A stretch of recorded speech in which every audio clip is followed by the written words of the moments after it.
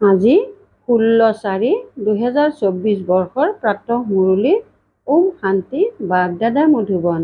আজি বাবাই কৈছে, মৰমৰ সন্তানসকল, তোমালোক শতপ্ৰধান হ'ব লাগে, গতিকে পিতাক মৰমেৰে স্মৰণ কৰা। পাৰসনাথ শিৱ বাবা তোমালোকক পাৰসপুৰীৰ মালিক কৰি তুলিবলৈ আহিছে। প্ৰশ্ন, তোমালোক সন্তানসকল কোনটো এটা কথাৰ ধাৰণাৰেই মহিমাযোগ্য হৈ যাবা? উত্তৰ, বহুত নম্ৰ স্বভাৱৰ হোৱা, কোনো কথাতেই অহংকাৰ কৰিব নালাগে, বৰ অমায়িক হ'ব লাগে। অহংকাৰ আহিলে তেতিয়া শত্ৰু হৈ পৰে। উচ্চ অথবা নীচ পবিত্ৰতা অনুসৰি হয়। যেতিয়া পবিত্ৰ হৈ থাকে তেতিয়া মান থাকে, অপবিত্ৰ হ'লে সকলোৰে আগত মূৰ দোৱাই থাকে। ওম শান্তি। আত্মিক পিতাই বহি সন্তানসকলক বুজায়। পিতাইও বুজি পায় যে মই এই সন্তানসকলক বুজাওঁ। এইটো সন্তানসকলক বুজোৱা হৈছে যে ভক্তিমাৰ্গত ভিন্ন ভিন্ন নামেৰে অনেক চিত্ৰ অংকন কৰি দিয়ে। যেনেকৈ নেপালত পাৰসনাথক মান্যতা দিয়ে। তেওঁৰ বহুত ডাঙৰ মন্দিৰ আছে, কিন্তু একোৱেই নাই। 4খন দুৱাৰ, 4টা মূৰ্তি আছে। চতুৰ্থত শ্ৰীকৃষ্ণক ৰাখিছে। এতিয়া চাগৈ কিছু সলনি কৰি দিছে। এতিয়া পাৰসনাথ বুলিতো নিশ্চয় শিৱ বাবাকেই কোৱা হ'ব। মনুষ্যক পাৰস বুদ্ধিৰো তেওঁৱেই কৰি তোলে। গতিকে পোনপ্ৰথমে তেওঁলোকক এইটো বুজাব লাগে যে উচ্চতকৈও উচ্চ হৈছে ভগৱান, তাৰ পাছত গোটেই সৃষ্টি। সূক্ষ্মলোক বুলিতো সৃষ্টি নাই। পাছত হৈছে লক্ষ্মীনাৰায়ণ বা বিষ্ণু। বাস্তৱত বিষ্ণুৰ মন্দিৰো ভুল। বিষ্ণু চতুৰ্ভুজ 4টা বাহুধাৰী কোনো মনুষ্য নাথাকে। পিতাই বুজায়, এয়া লক্ষ্মীনাৰায়ণ, যাক একেলগে বিষ্ণু ৰূপত দেখুৱাইছে। লক্ষ্মীনাৰায়ণ দুয়ো বেলেগ বেলেগ। সূক্ষ্মলোকত বিষ্ণুক 4টা বাহু দি দিলে, অৰ্থাৎ দুয়োকে একত্ৰিত কৰি চতুৰ্ভুজ কৰি দিলে। বাকী এনেকুৱা কোনো নাথাকে। মন্দিৰত যি চতুৰ্ভুজ দেখুৱায় সেয়া হৈছে সূক্ষ্মলোকৰ। চতুৰ্ভুজক শংখ, চক্ৰ, গদা, পদ্ম আদি দিয়ে। এনেকুৱা একো নাই। চক্ৰও তোমালোক সন্তানসকলৰ। নেপালত ক্ষীৰ সাগৰত বিষ্ণুৰ ডাঙৰ চিত্ৰ দেখুৱায়।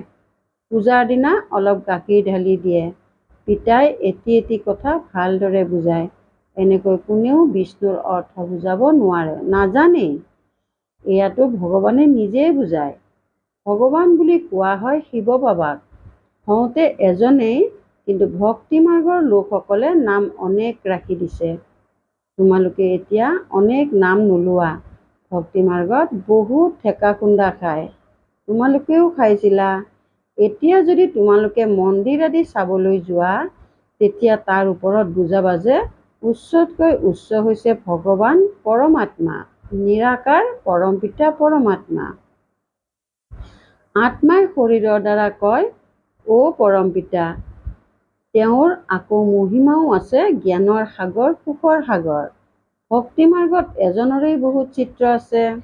জ্ঞান মাৰ্গততো জ্ঞানৰ সাগৰ এজনেই, তেওঁৱেই পতিত পাৱন, সকলোৰে সদ্গতিদাতা।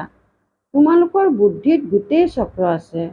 উচ্চতকৈ উচ্চ হৈছে পৰমাত্মা, তেওঁৰ বাবেই গায়ন আছে। সুঁৱৰি সুঁৱৰি সুখ পোৱা, অৰ্থাৎ এজন পিতাকেই স্মৰণ কৰা অথবা সুঁৱৰি থাকা। তেতিয়া এই শৰীৰৰ সকলো দুখ কষ্ট দূৰ হ'ব, আকৌ জীৱন মুক্তি পদ প্ৰাপ্ত কৰা। এয়া জীৱন মুক্তি নহয় জানো? পিতাৰ পৰা এই সুখৰ উত্তৰাধিকাৰ প্ৰাপ্ত হয়। অকলে এওঁতো নাপায়, নিশ্চয় ৰাজধানী হ'ব নহয়। অৰ্থাৎ পিতাই ৰাজধানী স্থাপনা কৰি আছে। সত্যযুগত ৰজা, ৰাণী, প্ৰজা সকলো থাকে। তোমালোকে জ্ঞান প্ৰাপ্ত কৰি আছা, গতিকে গৈ উচ্চ কুলত জন্ম ল'বা। বহুত সুখ পোৱা যায়। যেতিয়া সেয়া স্থাপন হৈ যায়, তেতিয়া চি চি আত্মাসকল শাস্তি খাই উভতি যায়। নিজৰ নিজৰ শাখাত গৈ থাকিব। ইমানবোৰ আত্মা আহিব, তেতিয়া আকৌ বৃদ্ধি হৈ গৈ থাকিব। এইটো বুদ্ধিত থাকিব লাগে যে ওপৰৰ পৰা কেনেকৈ আহে। এনেকুৱাতো নহয় দুটি পাতৰ সলনি 10টা পাত একেলগে আহিব? নহয়, নিয়ম অনুসৰি পাত ওলায়। এয়া বহুত ডাঙৰ বৃক্ষ দেখুৱাই এদিনত লাখ লাখ বৃদ্ধি হৈ যায়। প্ৰথমতে বুজাব লাগে, উচ্চতকৈ উচ্চ হৈছে ভগৱান, পতিতপাৱন, দুখহৰ্তা, সুখকৰ্তাও তেওঁৱেই। যিসকল ভাৱৰীয়া দুখী হয় তেওঁলোক সকলোকে আহি সুখ দিয়ে। দুখ দিওঁতা হৈছে ৰাৱণ। মনুষ্যই এইটো গমেই নাপায় যে পিতাৰ আগমন হৈছে, যাৰ বাবে আহি যাব, আহি বুজিব। বহুতেতো বুজি বুজি আকৌ আঁতৰি গুচি যায়। যেনেকৈ স্নান কৰোঁতে কৰোঁতে ভৰি পিছলি তেতিয়া পানীৰ তলত সোমাই যায়, বাবাটো অনুভৱী হয়। এয়াতো হৈছে বিষয় সাগৰ। বাবাই তোমালোকক ক্ষীৰ সাগৰৰ ফালে লৈ যায়। কিন্তু মায়াৰূপী ঘঁৰিয়ালে ভাল ভাল মহাৰথীকো গিলি পেলায়। জীৱন্তে পিতাৰ কোলাৰ পৰা মৰি ৰাৱণৰ কোলাত গুচি যায়, অৰ্থাৎ মৰি যায়। তোমালোক সন্তানসকলৰ বুদ্ধিত আছে, উচ্চতকৈও উচ্চ পিতাই আকৌ ৰচনা ৰচে। বুৰঞ্জী ভূগোল সূক্ষ্মলোকৰতো নহয়। যদিও তোমালোক সূক্ষ্মলোকলৈ যোৱা, সাক্ষাৎকাৰ কৰা, তাত চতুৰ্ভুজ দেখা। চিত্ৰবোৰত আছে নহয়, গতিকে সেয়া বুদ্ধিত ধাৰণ হৈ আছে। গতিকে নিশ্চয় সাক্ষাৎকাৰ হ'ব। কিন্তু এনেকুৱা কোনো বস্তু নাই। এয়া হৈছে ভক্তিমাৰ্গৰ চিত্ৰ। এতিয়ালৈকে ভক্তিমাৰ্গ চলি আছে। ভক্তিমাৰ্গ যেতিয়া পূৰা হ'ব তেতিয়া আকৌ এই চিত্ৰবোৰ নাথাকিব। স্বৰ্গত এই সকলোবোৰ কথা পাহৰি যাবা। এতিয়া বুদ্ধিত আছে যে লক্ষ্মী নাৰায়ণৰ দুটা ৰূপ হৈছে চতুৰ্ভুজৰ। লক্ষ্মী নাৰায়ণৰ পূজা অৰ্থাৎ চতুৰ্ভুজৰ পূজা। লক্ষ্মী নাৰায়ণৰ মন্দিৰ বা চতুৰ্ভুজৰ মন্দিৰ কথা একেটাই। এই দুয়োগৰাকীৰ জ্ঞান অন্য কাৰোৱেই নাই। তোমালোকে জানা, এই লক্ষ্মী নাৰায়ণৰ ৰাজ্য আছে। বিষ্ণুৰ ৰাজ্য বুলিতো কোৱা নহ'ব। এওঁলোকে প্ৰতিপালনো কৰে। গোটেই বিশ্বৰ মালিক, গতিকে বিশ্বৰ প্ৰতিপালন কৰে। শিৱ ভগৱান উবাচ, মই তোমালোকক ৰাজ্য শিকাওঁ, নিজৰ আত্মা বুলি বুজি পিতাক স্মৰণ কৰা, তেতিয়া এই যোগ অগ্নিৰে বিকৰ্ম বিনাশ হ'ব। বিস্তাৰত বুজাবলগীয়া হয়, কোৱা, এয়াও হৈছে গীতা। কেৱল গীতাত শ্ৰীকৃষ্ণৰ নাম দি দিছে। এয়াতো ভুল, সকলোৰে গ্লানি কৰি দিলে। সেইকাৰণে ভাৰত তমোপ্ৰধান হৈ গৈছে। এতিয়া হৈছে কলিযুগী সৃষ্টিৰ অন্তৰ সময়। ইয়াক কোৱা হয় তমোপ্ৰধান লৌহ যুগ। যিসকল শতপ্ৰধান আছিল তেওঁলোকেই 84 জন্ম লৈছে। জন্ম মৃত্যুত নিশ্চয় আহিব লাগে। যেতিয়া পূৰা 84 জন্ম লয় তেতিয়া আকৌ পিতা প্ৰথম নম্বৰত আহিবলগীয়া হয়। এজনৰ কথা নহয়, এওঁৰতো গোটেই ৰাজধানী আছিল নহয়, পুনৰ নিশ্চয় হোৱা উচিত। পিতাই সকলোৰে বাবে কয়, নিজক আত্মা বুলি বুজা, পিতাক স্মৰণ কৰা, তেতিয়া যোগ অগ্নিৰে পাপ মোচন হৈ যাব। কাম চিতাত বহি সকলো ক'লা হৈ গৈছে। এতিয়া ক'লাৰ পৰা বগা কেনেকৈ হ'ব, এয়াও পিতাইহে শিকায়। শ্ৰীকৃষ্ণৰ আত্মা নিশ্চয় ভিন্ন ভিন্ন নাম ৰূপ লৈ আহে। যি লক্ষ্মী নাৰায়ণ আছিল তেওঁলোকে 84 জন্মৰ পাছত পুনৰ সেয়া হ'ব লাগে। গতিকে তেওঁলোকৰ বহুত জন্মৰ অন্তত পিতা আহি প্ৰৱেশ কৰে। পুনৰ তেওঁলোক শতপ্ৰধান বিশ্বৰ মালিক হয়। তোমালোকৰ ভিতৰত পাৰসনাথকো পূজা কৰে, শিৱকো পূজা কৰে।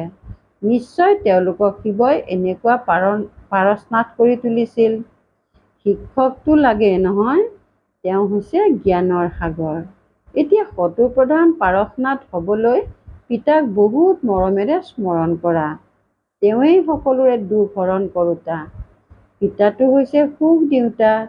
এয়া হৈছে কাঁইটৰ জংঘল। পিতা আহিছে ফুলৰ বাগিচা গঢ়িবলৈ।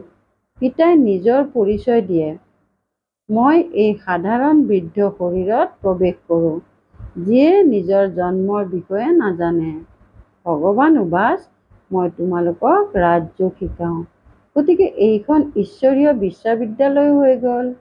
লক্ষ্য উদ্দেশ্য হয়েই ৰজা ৰাণী হোৱাৰ, গতিকে নিশ্চয় প্ৰজাও হ'ব। মনুষ্যই যুগ যুগ বুলি বহুত কয়। নিবৃত্তি মাৰ্গৰ লোকসকলেতো অনেক প্ৰকাৰৰ হঠযোগ কৰে। তেওঁলোকে ৰাজযোগ শিকাব নোৱাৰে। পিতাৰ হয়েই এক প্ৰকাৰৰ যোগ। কেৱল কয়, নিজক আত্মা বুলি বুজি মোক পিতাক স্মৰণ কৰা। 84 জন্ম পূৰা হ'ল, এতিয়া ঘৰলৈ উভতি যাব লাগে, এতিয়া পাৱন হ'ব লাগে। এজন পিতাক স্মৰণ কৰা, বাকী সকলোকে এৰা। ভক্তি মাৰ্গত তোমালোকে গায়ন কৰিছিলা যে, আপুনি আহিলে আমি এজনৰে সংগ ল'ম। গতিকে নিশ্চয় তেওঁৰ পৰা উত্তৰাধিকাৰ পাইছিলা নহয়? আধা কল্প হৈছে স্বৰ্গ, তাৰ পাছত নৰক, ৰাৱণ ৰাজ্য আৰম্ভ হয়, এনেকৈ বুজাব লাগে। নিজক দেহ বুলি নাভাবিবা। আত্মা অবিনাশী। আত্মাতেই গোটেই ভূমিকা নিহিত হৈ আছে, যিটো তোমালোকে পালন কৰা। যেতিয়া শিৱ বাবাক স্মৰণ কৰা, তেতিয়া বৈতৰণী পাৰ হৈ যাবা। সন্ন্যাসী পবিত্ৰ হয়, গতিকে তেওঁলোকৰ কিমান মান হয়। সকলোৱে মূৰ দোৱাই থাকে। পবিত্ৰতা অনুসৰিয়েই উচ্চ নিচ হয়। দেৱতাসকল হৈছে একেবাৰেই উচ্চ। সন্ন্যাসী আকৌ এটা জন্ম পবিত্ৰ হয়, আকৌ পৰৱৰ্তী জন্মটো বিকাৰৰ দ্বাৰাই লয়। দেৱতাসকল থাকেই সত্য যুগত। এতিয়া তোমালোকে পঢ়া আৰু আনকো পঢ়ুওৱা। কোনেও পঢ়ে কিন্তু আনক বুজাব নোৱাৰে, কিয়নো ধাৰণা নহয়। বাবাই কয়, তোমাৰ ভাগ্যত নাই। যেতিয়া পিতাই কি কৰিব? পিতাই বহি যদি সকলোকে আশীৰ্বাদ দিয়ে, তেন্তে সকলোৱে জলপানী লৈ ল'ব। তেওঁতো ভক্তি মাৰ্গত আশীৰ্বাদ দিয়ে। সন্ন্যাসীয়েও এনেকুৱা কৰে। তেওঁক গৈ ক'ব, মোৰ সন্তান হওক, আশীৰ্বাদ কৰক। বাৰু, তোমাৰ সন্তান হ'ব। ছোৱালী হয় যদি ক'ব নিয়তি, ল'ৰা হ'লে বাহ বাহ কৰি চৰণত পৰি থাকিব। বাৰু, আকৌ যদি মৰে, তেতিয়া কন্দা-কটা কৰিবলৈ গুৰুক গালি দিবলৈ ধৰিব। গুৰুৱে ক'ব, এয়া নিয়তি আছিল। ক'ব, প্ৰথমে কিয় কোৱা নাছিল? কোনোৱে মৃত্যুৰ পাছত যি উঠিলে তেতিয়া সেয়াও নিয়তি বুলিয়েই ক'ব। সেয়াও ড্ৰামাত নিৰ্ধাৰিত হৈ আছে। আত্মা ক'ৰবাত লুকাই যায়। ডাক্তৰসকলেও ভাবে এওঁ মৰিল, পুনৰ জি উঠে। চিতাত তুলি দিয়াজনো উঠি বহে। কোনোবা এজনে কাৰোবাক মানিলে তেতিয়া তেওঁৰ পিছত বহুত পৰি যায়। তোমালোক সন্তানসকলতো বহুত নম্ৰ স্বভাৱৰ হৈ চলিব লাগে। অহংকাৰ যাতে অলপো নাথাকে। আজিকালি কাৰোবাক অলপো অহংকাৰ দেখুৱালেই শত্ৰুতা বাঢ়ি যায়। বৰ অমায়িক হৈ চলিব লাগে। নেপালতো প্ৰভাৱ বিস্তাৰ হ'ব। এতিয়া তোমালোক সন্তানসকলৰ মহিমা সময় নহয়। নহ'লে তেওঁলোকৰ সংগঠনৰ বিপৰ্যয় হৈ যাব। ডাঙৰ ডাঙৰ লোকসকল জাগ্ৰত হৈ গ'লে আৰু সভাত বহি শুনালে, তেতিয়া তেওঁলোকৰ পিছত বহুত লোক আহি যাব। কোনোবা MP-য়ে বহি যদি তোমালোকৰ মহিমা কৰে যে ভাৰতৰ ৰাজযোগ এই ব্ৰহ্মা কুমাৰ কুমাৰীসকলৰ বাহিৰে আন কোনেও শিকাব নোৱাৰে, এনেকুৱা এতিয়ালৈকে কোনো ওলোৱা নাই। সন্তানসকল বহুত বিচাৰ বুদ্ধি সম্পন্ন, চমৎকাৰী হ'ব লাগে। অন্যসকলে ভাষণ কেনেকৈ দিয়ে সেয়া শিকিব লাগে। সেৱা কৰাৰ যুক্তি অৰ্থাৎ উপায় পিতাই শিকায়। পিতাই যি মুৰলী শুনালে, কল্পই কল্পই ঠিক তেনেকৈয়ে শুনাইছিল। ড্ৰামাত নিৰ্ধাৰিত হৈ আছে। প্ৰশ্ন উঠিব নোৱাৰে, এনেকৈ কিয়? ড্ৰামা অনুসৰি যি বুজাবলগীয়া আছিল সেয়া বুজালো, বুজাই থাকোঁ। বাকী লোকসকলেতো অনেক প্ৰশ্ন কৰিব। কোৱা, প্ৰথমে মনমনা ভৱ হৈ যাওক। নিজক আত্মা বুলি বুজি পিতাক স্মৰণ কৰক। পিতাক জানিলে আপোনালোকে সকলো জানি যাব। বাৰু, অতি মৰমৰ কল্পৰ পাছত পুনৰাই মিলিত হোৱা সন্তানসকলৰ প্ৰতি মাতা-পিতা বাপ-দাদাৰ স্নেহপূৰ্ণ স্মৰণ আৰু সুপ্ৰভাত। আত্মিক পিতাৰ আত্মিক সন্তানসকলক নমস্কাৰ। ধাৰণাৰ বাবে মুখ্য সাৰ 1 নম্বৰ, সেৱাৰ যুক্তি শিকি বহুত বিচাৰ বুদ্ধি সম্পন্ন আৰু চমৎকাৰী হ'ব লাগে। ধাৰণা কৰি আকৌ অন্যকো কৰাব লাগে। পঢ়াৰ দ্বাৰা নিজৰ ভাগ্য নিজে গঢ়িব লাগে। 2 নম্বৰ, কোনো কথাতে অলপো অহংকাৰ দেখুৱাব নালাগে, বৰ অমায়িক আৰু নম্ৰ স্বভাৱৰ হ'ব লাগে। মায়াৰূপী ঘঁৰিয়ালৰ পৰা নিজক সাৱধানে ৰাখিব লাগে। বৰদান, হৈ যোৱা কথা শ্ৰেষ্ঠ বিধিৰে পাৰ কৰি স্মাৰক স্বৰূপ কৰি তোলোতা, সন্মান সহকাৰে উত্তীৰ্ণ হওঁতা হোৱা। হৈ যোৱা কথা শ্ৰেষ্ঠ বিধিৰে পাৰ কৰি স্মাৰক স্বৰূপ কৰি তোলোতা, সন্মান সহকাৰে উত্তীৰ্ণ হওঁতা হোৱা। যি হৈ গ'ল সেয়া অতীত হৈ গ'ল, সেয়াতো হ'বই। সময় আৰু দৃশ্য সকলো অতীত হৈ যাব, কিন্তু সন্মান সহকাৰে উত্তীৰ্ণ হৈ প্ৰতিটো সংকল্প বা সময় অতিক্ৰম কৰা, অৰ্থাৎ হৈ যোৱা কথাক এনেকুৱা শ্ৰেষ্ঠ বিধিৰে পাৰ কৰা যাতে অতীতক স্মৃতিলৈ আনিলে অন্তৰৰ পৰা বাহ বাহ উচ্চাৰিত হয়। অন্য আত্মাসকলে তোমালোকৰ হৈ যোৱা কাহিনীৰ পৰা পাঠ পঢ়ক। তোমালোকৰ অতীত স্মাৰক স্বৰূপ হৈ যাওক, তেতিয়া কীৰ্তন অৰ্থাৎ কীৰ্তি গায়ন কৰি থাকিব। শ্লোগান, স্ব-কল্যাণৰ শ্ৰেষ্ঠ পৰিকল্পনা কৰা, তেতিয়া বিশ্ব সেৱাত শক্তিৰ কিৰণ পাবা। স্ব-কল্যাণৰ শ্ৰেষ্ঠ পৰিকল্পনা কৰা, তেতিয়া বিশ্ব সেৱাত শক্তিৰ কিৰণ পাবা। ওম শান্তি।